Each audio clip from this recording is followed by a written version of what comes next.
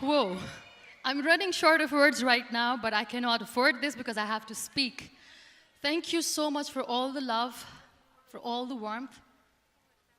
Thank you for accepting me. Thank you very much.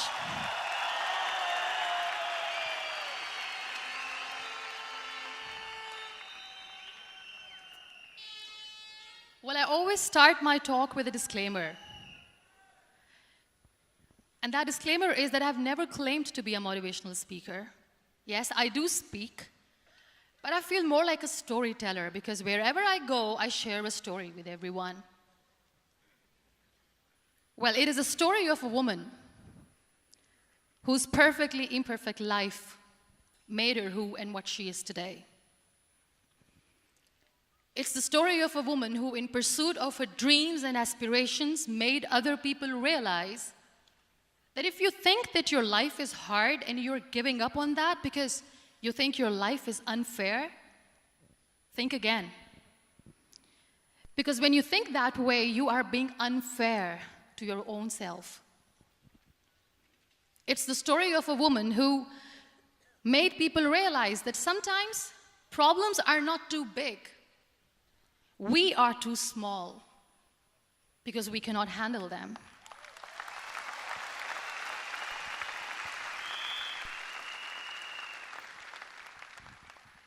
It is the story of a woman who with time realized that real happiness doesn't lie in success, money, fame.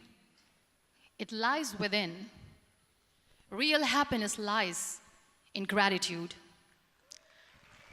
So I am here, and I'm going to share the story of that woman. That is my story. The story of gratitude.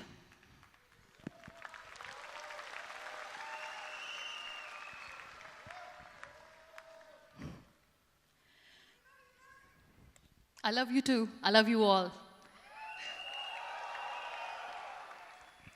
I believe in the power of words. Many people speak before they think. But I know the value of words. The words can make you, break you, they can heal your soul, they can damage you forever. So I always try to use the positive words in my life wherever I go. They call it adversity, I call it opportunity. They call it weakness, I call it strength. They call me disabled, I call myself differently abled. They see my disability. They see my disability, I see my ability. There are some incidents that happen in your life, and those incidents are so strong that they change your DNA. Those incidents or accidents are so strong that they break you physically. They deform your body, but they transform your soul.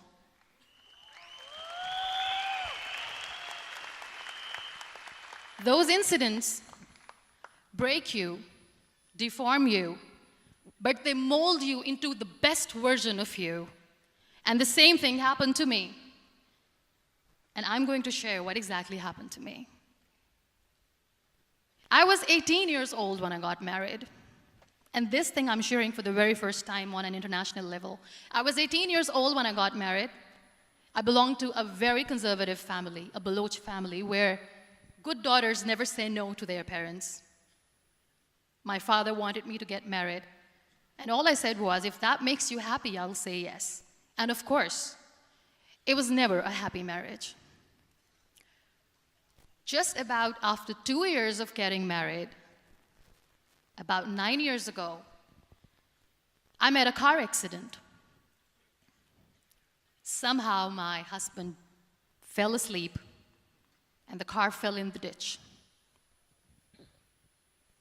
He managed to jump out, saved himself. I'm happy for him.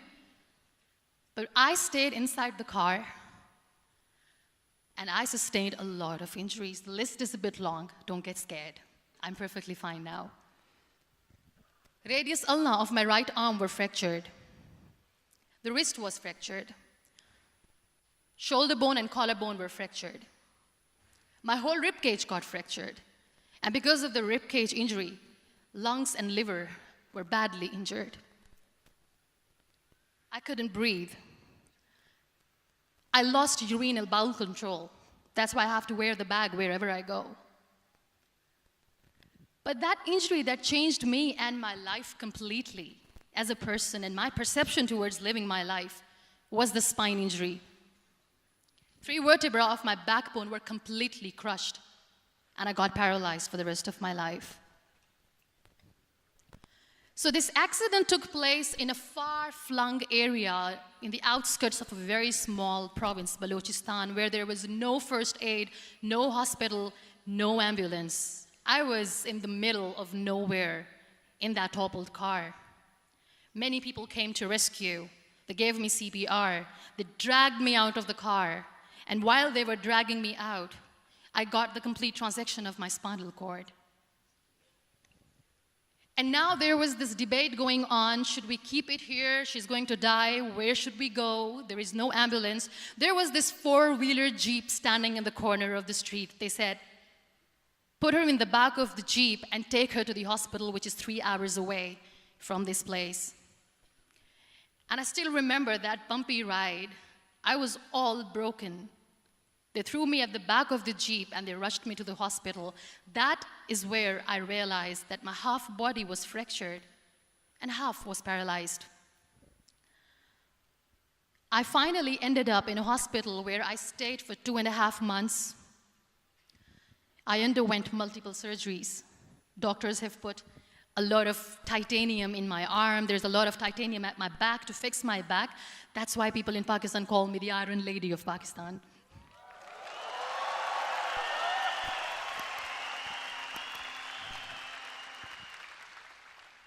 Sometimes I wonder how easy it is for me to describe all this all over again. And somebody has rightly said that when you share your story and it doesn't make you cry, that means you have healed.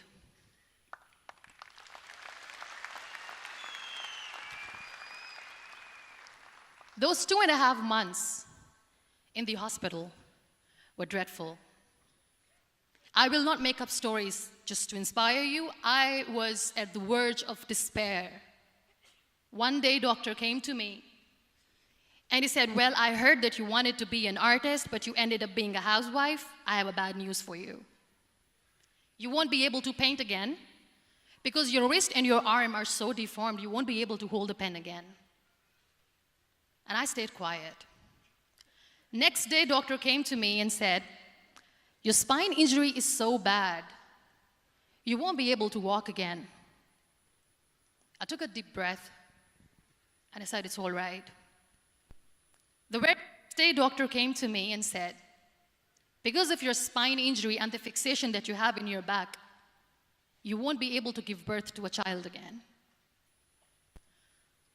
That day, I was devastated.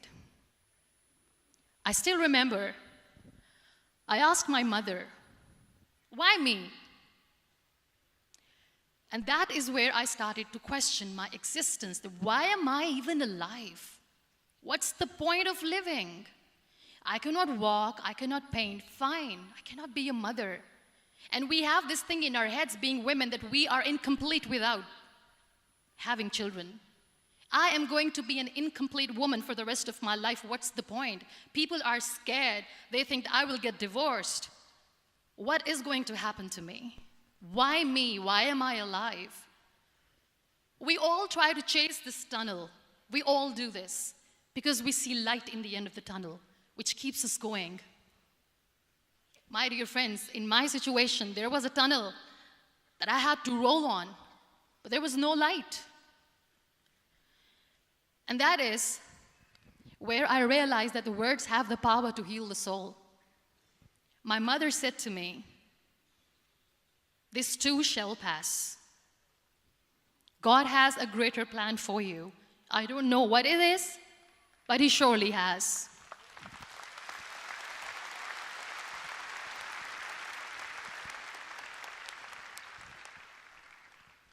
And in all that distress and grief, somehow or the other, those words were so magical that they kept me going. I was trying to put that smile on my face all the time, was hiding. It was so hard to hide the pain, which was there. But all I knew was that if I will give up, my mother and my brothers will give up too. I cannot see them crying with me.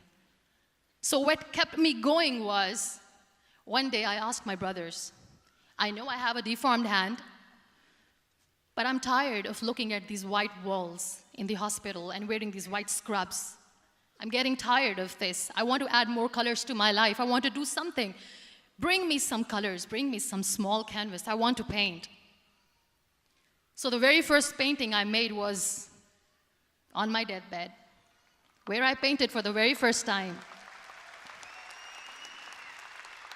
It was not just an art piece or just my passion.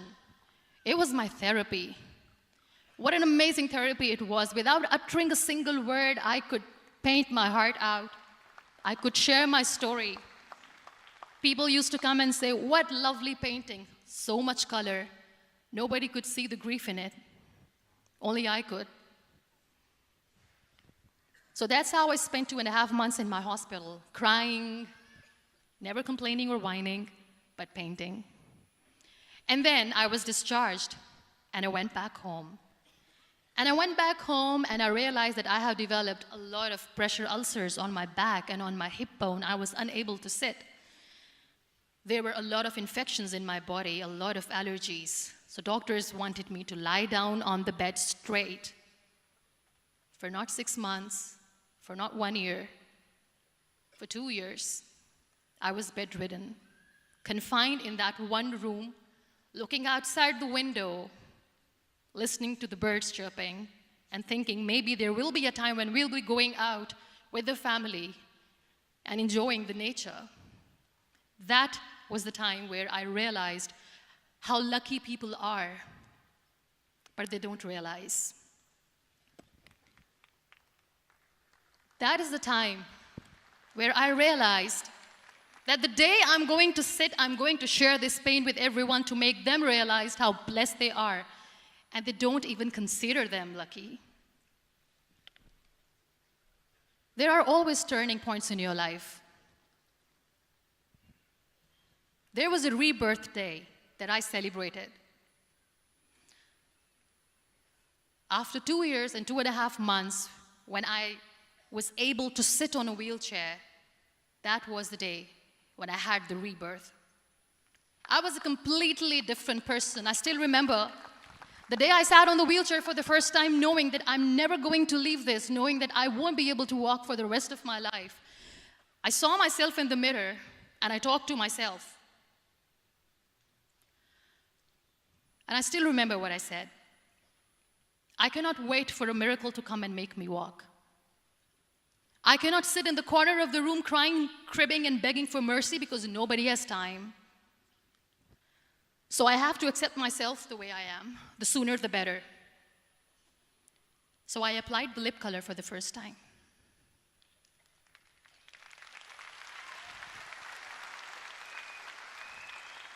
And I erased it. And I cried.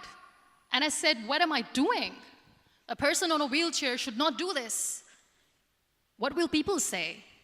Clean it up. I put it again. This time I put it for myself. Because I wanted to feel perfect from within.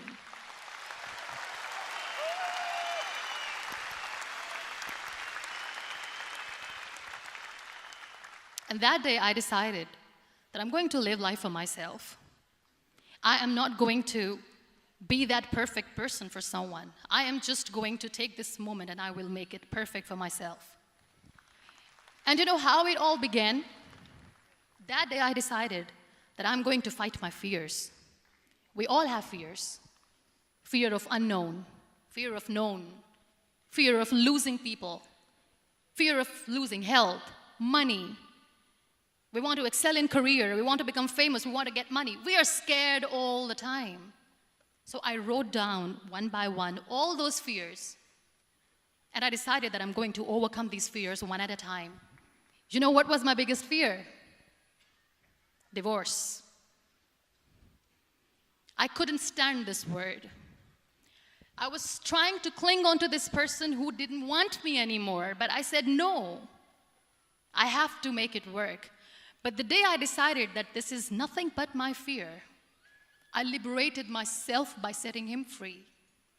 And I made myself emotionally so strong that the day I got the news that he's getting married, I sent him a text that I'm so happy for you and I wish you all the best. And he knows that I pray for him today.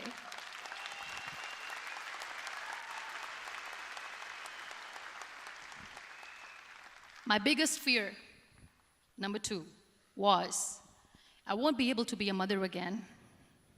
And that was quite devastating for me. But then I realized there are so many children in the world, all they want is acceptance. So there is no point of crying, just go and adopt one. And that's what I did.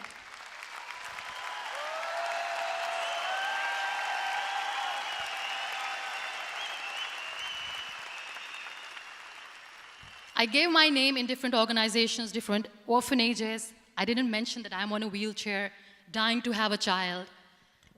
So I just told them that this is Muniba Mazari and she wants to adopt a boy or girl, whatsoever, but I want to adopt a kid. And I waited patiently. 2 years later, I got this call from a very small city in Pakistan. I got a call and they said, "Are you Muniba Mazari? There is a baby boy and would you like to adopt?" And when I say yes, I could literally feel the labor pain. I said, yes, yes, I am going to adopt him. I am coming to take him home.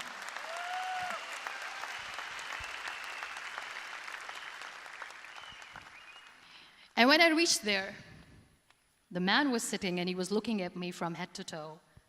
And in back of my head, I kept thinking that, oh my God, he's going to say she's on the wheelchair, she doesn't deserve it. How is she going to take care of him? And I looked at him and I said, "Do not judge me because I'm on the wheelchair." But you know what he said? He said, "I know you will be the best mother of this child. You both are lucky to have each other."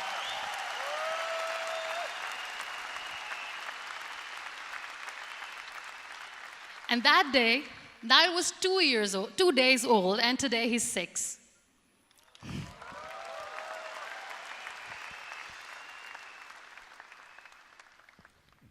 You'll be surprised to know another bigger fear that I had in me. It was facing people. I used to hide myself from people. When I was on bed for 2 years, I used to keep the door closed. I used to pretend that I'm not going to meet anyone, tell them that I'm sleeping. You know why? Because I couldn't stand that sympathy that they had for me. They used to treat me like a patient. When I used to smile, they used to look at me and say that, "You're smiling, are you okay?" I was tired of this question being asked, "Are you sick?" Well, a lady yesterday at the airport asked me, "Are you sick?" And I said, "Well, besides the spinal cord injury, I'm fine, I guess."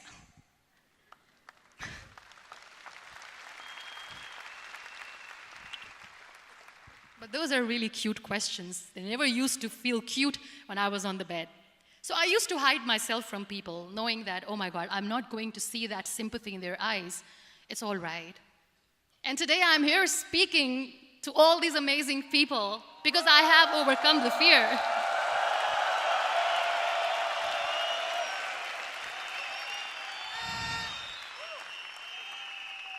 You know, when you end up being on the wheelchair, what's the most painful thing? That's another fear that people on the wheelchair or the people who are differently abled have in their hearts, but they never share. I'll share that with you. The lack of acceptance. People think that they will not be accepted by the people because we, in the world of perfect people, are imperfects.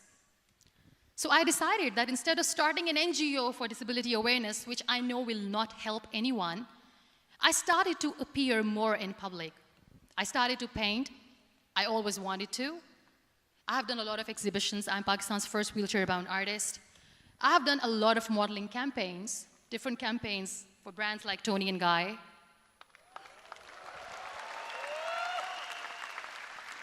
I have done some really funny, breaking the barriers kind of modeling. There was this one by the name Clown Town where I became a clown because I know that clowns have hearts too. And then I also decided that if I really want to make the difference, I am not going to let people use me for their polio campaigns where they will make you a victim and an emblem of misery and mercy and will say that, you know what, give polio drops to your children or they'll become like this girl. I decided that I'm going to join the national TV of Pakistan as an anchor person. And I've been doing a lot of shows for the last 3 years.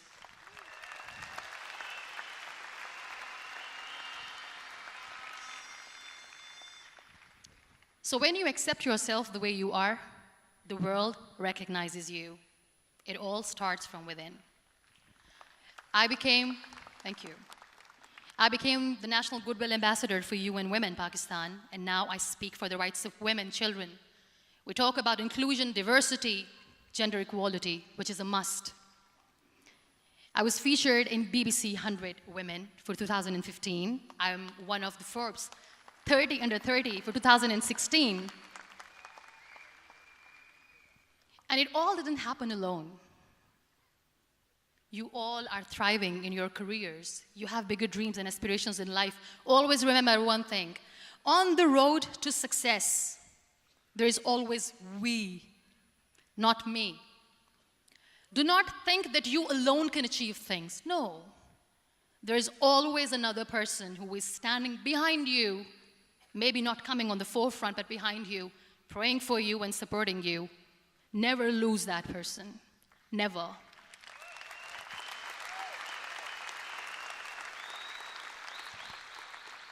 No matter how much I say that I couldn't find a hero, so I became one, I still want to recognize those 3 people in my life who literally changed my life completely, and I get inspiration from them every single day. Waleed Khan. Many people know about the terrorist attacks in Pakistan. We have lost many people. And I'm sharing this with a very heavy heart because we actually have lost a lot of people in this huge turmoil of terrorism. These people are barbarians. They do not see people. They're even worse than animals. They have killed people in mosques. They have killed people in churches, temples, even in schools. There was this terrorist attack in Army Public School, Peshawar, where these terrorists entered in an examination hall and they killed our children. And in that attack, that day, this beautiful boy, Waleed Khan, who was my hero, my real life hero, was the proctor who was taking care of the students, was keeping an eye on the students. Those barbarians shot him 3 times in the face, 5 times on his body, and he fell down. I was asked to give a talk in the school after a week of that terrorist attack. With a very heavy heart, I went there and I spoke. We sang a few national songs. I thought that maybe I've done my part, but deep inside, it was killing me. I could see children injured. I could see children sitting on the wheelchairs, looking at me, wondering, what next? What was our fault? Just because we were here to give examination, we have been shot. So many people, so many children lost their friends. Their classrooms were empty. The next day they went to the classroom.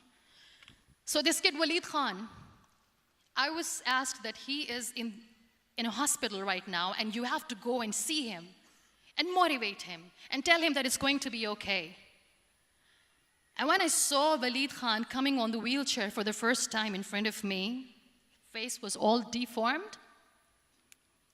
His leg was fractured, his arm was fractured. He couldn't talk, he lost his teeth. He cannot sneeze, he cannot smell. He cannot eat. And I kept thinking, what should I say? That everything is going to be all right? No, nothing is all right. And while I was juggling with the words, what to say, what not to say, this beautiful child, Waleed Khan, came to me and he said, "Are you Muniba Mazari?" I said, "Yes." He said, "Baji, let's take a selfie."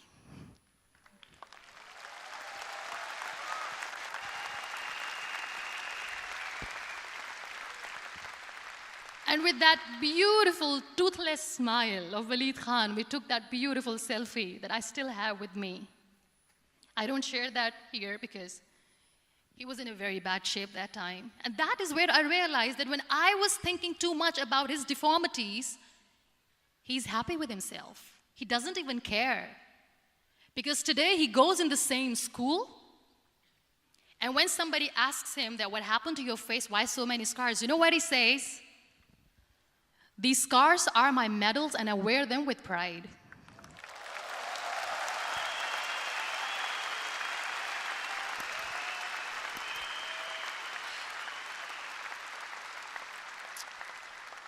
And how beautifully he says the terrorists wanted me not to study. I am going to study. I will become a doctor one day. And this is my way of taking revenge from those terrorists. Another real-life hero, of course, my son. His name is Nile, N-I-L-E, River Nile. I learned so much from this kid. The first and foremost thing is patience. How to be patient when you know that your mother cannot walk, when you know that your mother is different from the other women, when you know that your mother cannot go out and play with you, how to stay calm. He loves football. And when we got the very first football, he was 4 years old. He was super excited. I still remember he came in the room and he said, "Mom, let's play football." And he kept the ball in my feet. And he said, "Let's kick it." And that day I felt disabled. I said, "I cannot kick the ball." And I was down with the same face. He looked at me and he said, "Well, that's all right. Your legs are not working, but your hands do. Let's play catch the ball."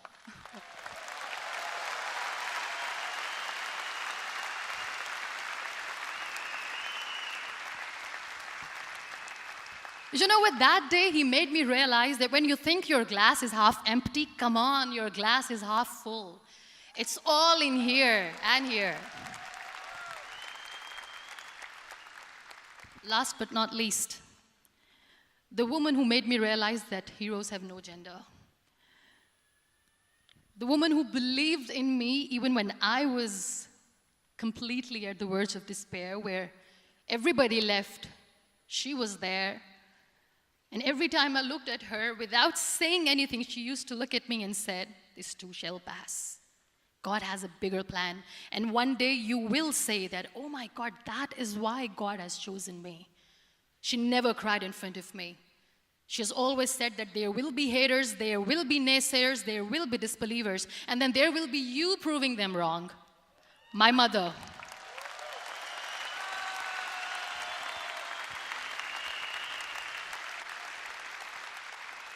Whatever I am today, I'm nothing without her.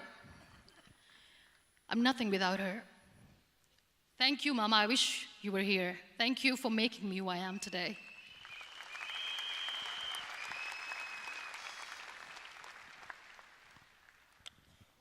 You know what? We human beings have a problem. Out of many problems, there is one more, and this is a self-created one. We always expect ease from life. We have this amazing fantasy about life. This is how things should work. This is my plan. It should go as per my plan. If that doesn't happen, we give up. So my dear friends, let me tell you one thing. I never wanted to be on the wheelchair. Never thought of being on the wheelchair. I was always aspiring to do bigger things, but had no idea that for that I have to pay the price to be where I am today. It's a very heavy price. This life is a test and a trial, and tests are trials are never supposed to be easy. So when you are expecting ease from life, and life gives you lemons, then you make the lemonade, and then do not blame life for that, because you were expecting ease from a trial. Trials make you a stronger, better person. Life is a trial, and with time you realize that.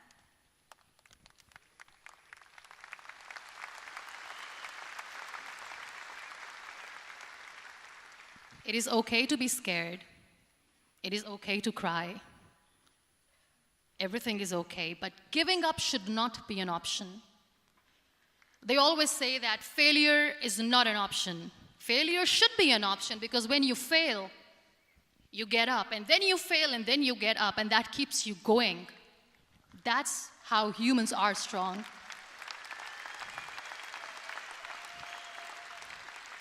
Failure is an option, should be an option, but giving up is not. Never. We have this thing in minds. We call it perfection. We want everything perfect. We want ourselves to be perfect. There is this image in our head about everything. Perfect life, perfect relationships, perfect career, perfect amount of money that we need to earn no matter what. Nothing is perfect in this world. We all are perfectly imperfect, and that is perfectly all right. That's all right. We were sent here not to become the perfect people. Those people who tell you how to look perfect, even those people are imperfect. Trying to fight this fear of looking imperfect. I used to be perfect. I still remember. I got this compliment years ago when I used to walk. Oh my God, look at you. You're fair, you're tall, you're perfect. Look at me now. You're still perfect. Only the perfect eyes can see that. Only the perfect eyes will see that. Only the perfect eyes will see that. So yes, in all those imperfections, you have to listen to your heart. You don't have to look good for people. You don't have to be perfect just because other people want you to be perfect. If your soul is perfect from within, that's all right. This is all what you want. This is all what you need to be. Our society has made very weird kind of norms to look perfect and great. For men, it's different. For women, it's different. We think too much about what people say. We listen to ourselves too little. You know what makes you perfect? When you make someone smile. You know what makes you perfect? When you try to do something good for the people around you. You know what makes you perfect? When you feel someone's pain. And how beautiful pain is that it connects you with people. No other medium can connect you with others but pain. That's why I always say that I'm in pain, and that's a blessing in disguise for me. Today, just because I'm in pain and I'm on the wheelchair, I work for children. Being the head of CSR for a company, we conduct medical camps in far-flung areas of Pakistan where so many kids die because they don't have medical facilities. And I personally believe just because they cannot afford to live doesn't mean we'll let them die. So we give them money, we give them medical treatment, we try to heal their wounds, physical and emotional. And I also work for the beautiful people, we call them third gender, the transgender community of Pakistan. You know what connects me with them? All my imperfections. When I go and I hug them, they never judge me. And this very good friend of mine, her name is Bijli. Bijli means electricity. She calls herself electricity. And I said, are you electricity? She says, no, I'm lightning. I'm as strong as lightning.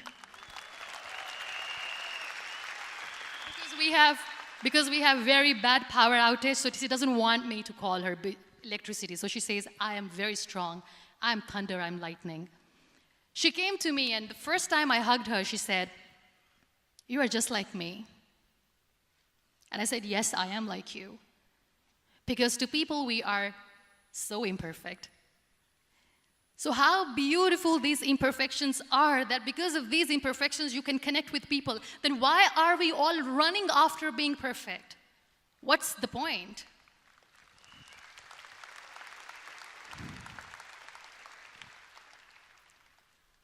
Every time I go in public, I always smile. It's always a big toothy smile on my face, and people ask me, don't you get tired of smiling all the time? What's the secret? I always say one thing, that I have stopped worrying about the things that I have lost, the people that I have lost. Things and people who were meant to be with me are with me. And sometimes, somebody's absence makes you a better person. Cherish their absence. It's always a blessing in disguise. I always say that people are so lucky they don't even realize. You must be thinking, okay, you're lucky in what sense? Well, the breath that you just took was a blessing. Embrace it.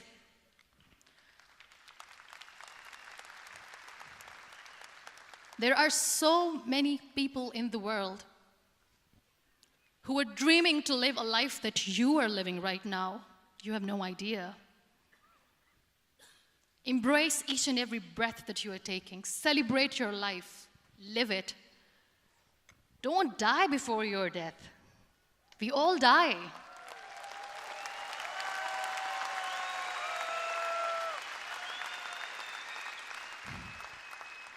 We live this one routine of a day for 75 years and we call it life. No, that's not life.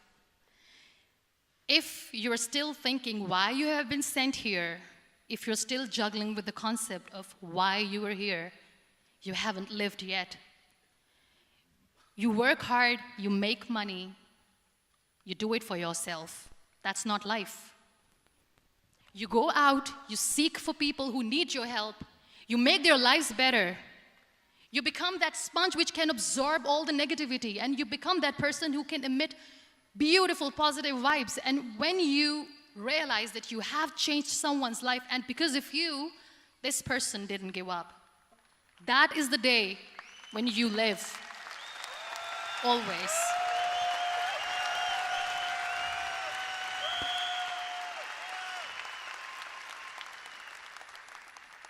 We were talking about gratitude, why I smile all the time. I cry all night when nobody sees me, because I'm a human and I have to keep the balance. And I smile all day because I know that if I will smile, I can make people smile. That keeps me going.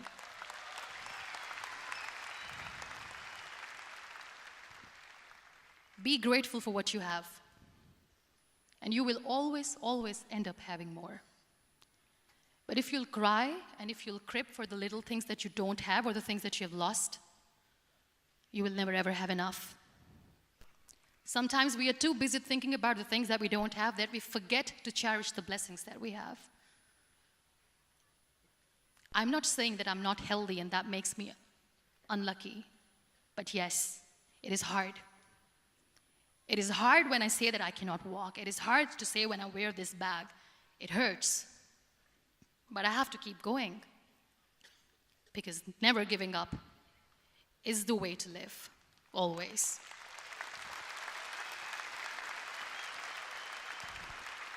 So I'll end my talk on a very short note. Live your life fully. Accept yourself the way you are. Be kind to yourself. Be kind to yourself. I'll repeat, be kind to yourself, and only then you can be kind to others. Love yourself and spread that love. Life will be hard. There will be turmoils, there will be trials, but that will only make you stronger. Never give up. The real happiness doesn't lie in money or success or fame. I have this all, I never wanted this. Real happiness lies in gratitude. So be grateful, be alive, and live every moment. Thank you so much, everyone. Thank you.